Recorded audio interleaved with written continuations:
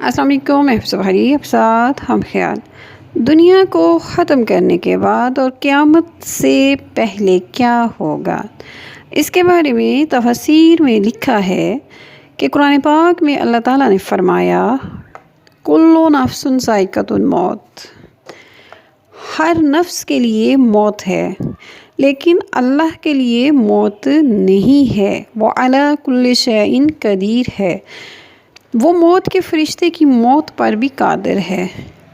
سب کچھ فنا کرنے کے بعد جب اللہ تعالیٰ اسرائیل سے پوچھے گا کہ کچھ باقی تو نہیں رہا، تب حضرت اسرائیل علیہ السلام عرض کریں گے کہ بس اے میرے اللہ، اب میں ہی زندہ ہوں۔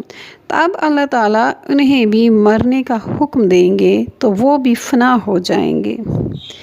پھر 40 روز مسلسل بارش ہوگی، ہڈیاں آپس میں مل جائیں گی، ان پر گوشت کی تہ لگے گی، پھر ارواح واپس جسموں کے اندر آئیں گی، پھر حشر کا میدان سجے گا۔ اپنا خیال رکھیے گا۔ السلام علیکم ورحمۃ اللہ وبرکاتہ۔